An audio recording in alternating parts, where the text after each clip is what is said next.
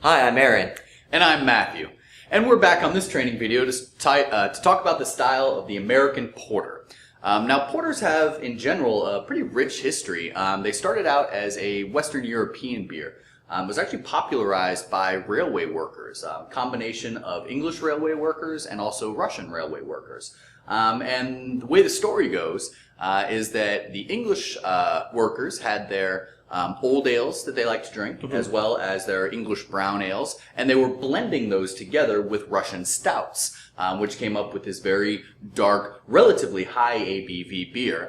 Old ales are particularly high ABV, so that mixture in the blend really kind of helped to up the alcohol content.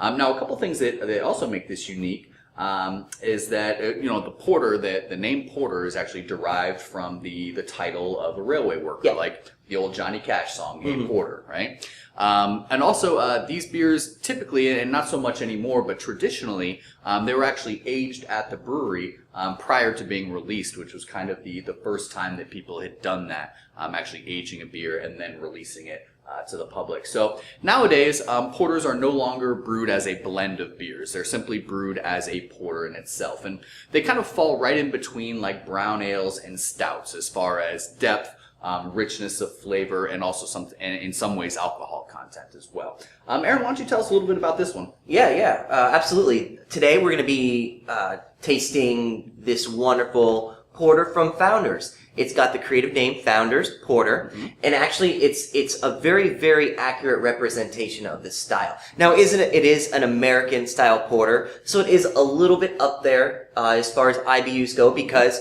in America, usually when we Americanize a beer, whether it be a barley wine or an IPA, we have this tendency to add a lot of hops. We go hop crazy. There's nothing wrong with that. So this guy weighs in at 6.5 ABV, 6.5% ABV, which is kind of right in the middle, right on target for a porter. And it's 45 IBUs? Yeah. 45 IBUs, which is probably a little bit elevated for a porter. It's still not, way up there, but it is elevated. They're out of Michigan. They're out of Grand Rapids, Michigan. They've been around for a while, since mid-90s. Yeah. I think they maybe were even founded in the early 90s. But they have wide distribution. So let's crack one open and see what this is all about. Absolutely. Now, you said that this was a blend, right? It was traditionally. Now it's no longer a blend of beers. It's brewed strictly as a porter. Now, would the workers blend it themselves to try to make beer go further, or would the breweries blend it before sending it out? It initially started out as the workers blending it, and I'm not so sure as it was to go further. I think it was just basically because of the taste of it. The blending of the different styles with the old ale, the brown ale, and the stout. Well, on the label of this Founders Porter, it says dark, rich, and sexy, and it definitely pours dark, rich, and sexy, I believe.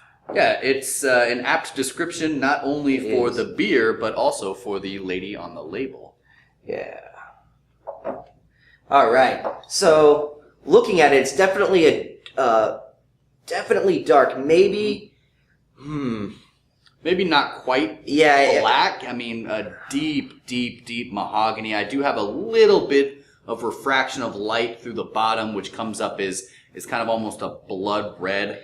Yeah, if it's not black, it's anything but, I think.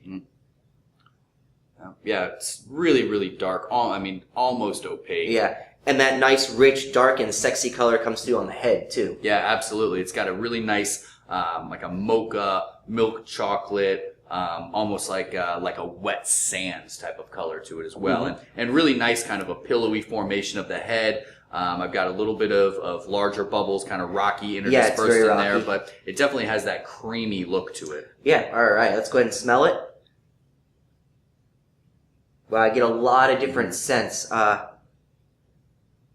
Yeah, relatively intense on the nose. Definitely get a combination. You get some coffee, definitely some kind of semi-sweet chocolate. Yeah, I definitely get, the first thing that strikes me is the bitterness from the coffee, the roastiness. And then it's followed up by some actually surprisingly sweet, because the coffee is so bitter, some surprisingly sweet chocolate notes on that. Yeah, there's also a touch of vanilla to it as well. Absolutely. Yeah, but that roasted maybe malt. some leather, a little bit of leather on it. Maybe just a touch of pine too. Yeah. There's a little bit of this underlying kind of hop earthiness to it. Yeah, it's got a real nice, robust smell to it. All right, I'm ready to taste this. I am too. All right, cheers.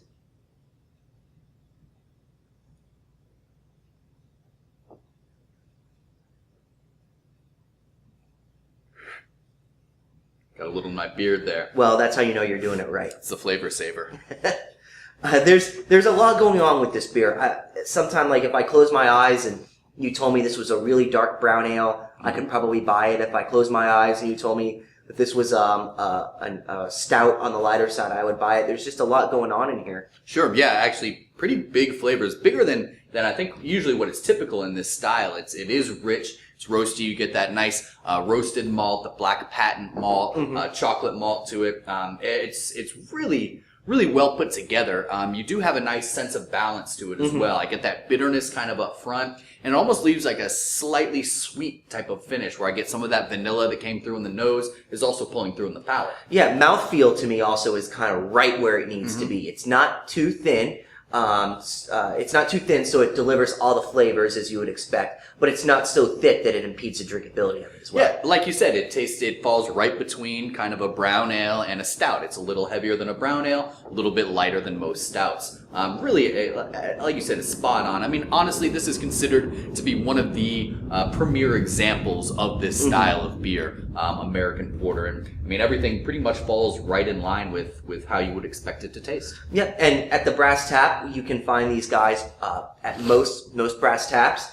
They are available in 12-ounce bottles, like these guys here, or you can also see them fairly commonly on draft as well. Absolutely. So it's draft and bottle. So if you're curious, you see it on draft, just ask your bartender for a little taste. Sure. Of it. And it's a great beer to recommend for somebody that's just, if they ask for kind of a nondescript dark beer, I'd like to drink something dark. This is a really good one to give to them because it's really well balanced between the sweetness and the bitterness. It's heavy enough that you know you're drinking a nice full beer, but it's not extremely weighty. So it's not gonna, really fill you up. Or make you, it's not super heavy like some Russian Imperial Stouts, for instance. Yeah, very, very good beer. Yeah, a lot of drinkability with this one. All right, cheers. Cheers.